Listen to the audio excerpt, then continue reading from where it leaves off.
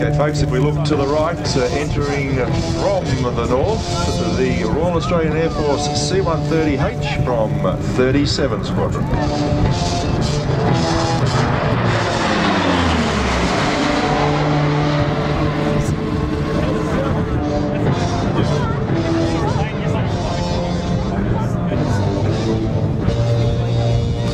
As Derek brings the aircraft round now, this aircraft can take 64 combat equipped troops. I'd like you on this pass to have a look at the rear of the aircraft. You'll see the paratroop doors, the para doors open, and the air deflectors, the big deflectors which are in front of those doors to stop paratroopers being injured as they leave the aircraft. And if you look closely, you might even see the loadmaster giving them away. A very spectacular one to boot. There'll be pyros and detonations on the ground. Mums, dads, carers, please warn small children about that.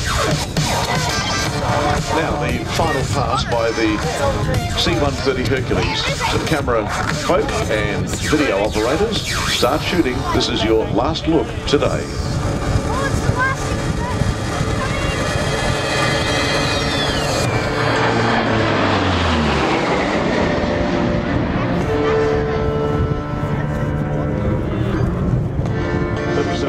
Very proud to display their C-130, and congratulations support to us, we the taxpayers, we Australians and visitors to our nation.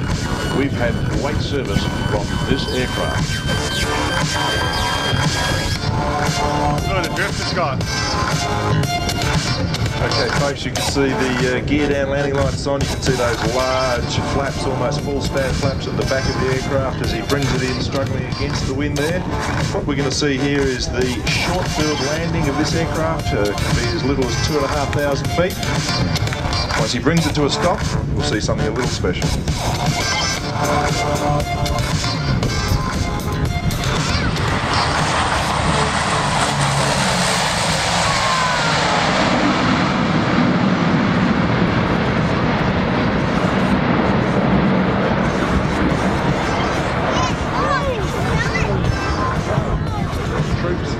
Pair of Land Rovers to secure the landing zone, and whilst we see the aircraft backing up the loadmaster now, the eyes of the pilot steering the aircraft left and right on the runway.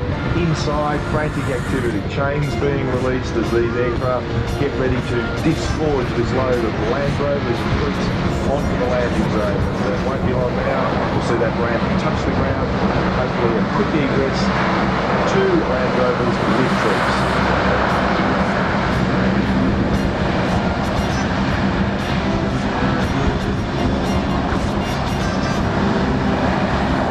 For those of you to the south, the ramp is now lowered. You may have difficulty seeing it down there in the south, but the ramp at the back of the aircraft is now touching the ground.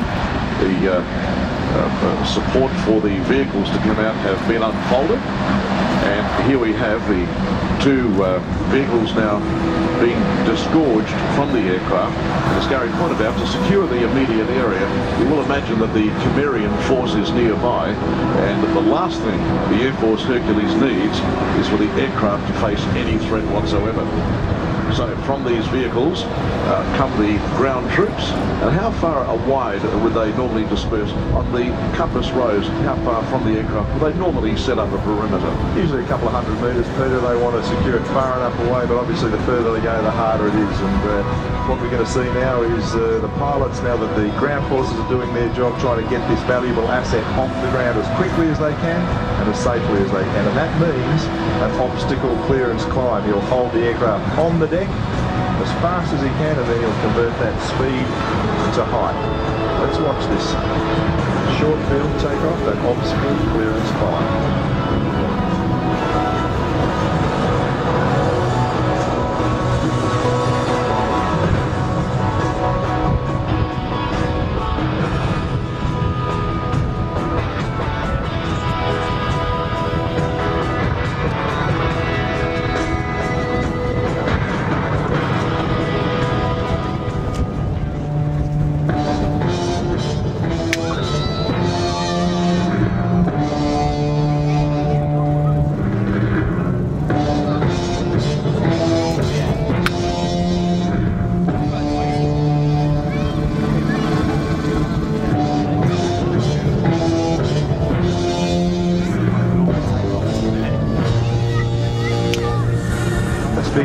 Folks, that's an impressive takeoff. Some 75 tonnes of a normal limit, and it's got a maximum overload weight of 85 tonnes of a set powered by.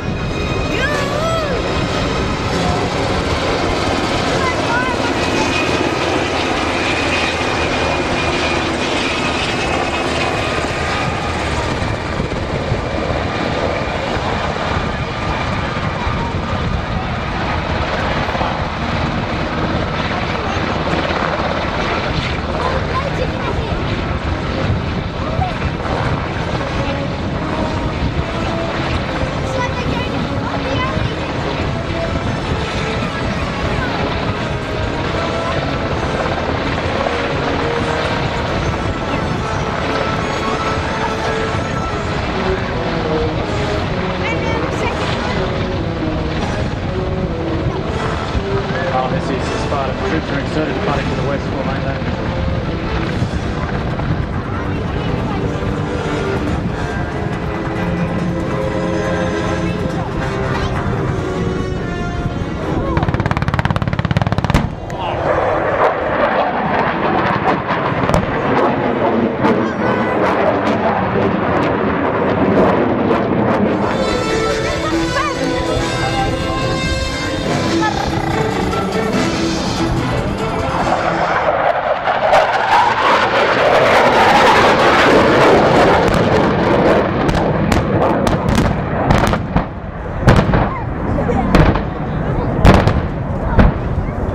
Copper 3 and 4 offside, good bombs.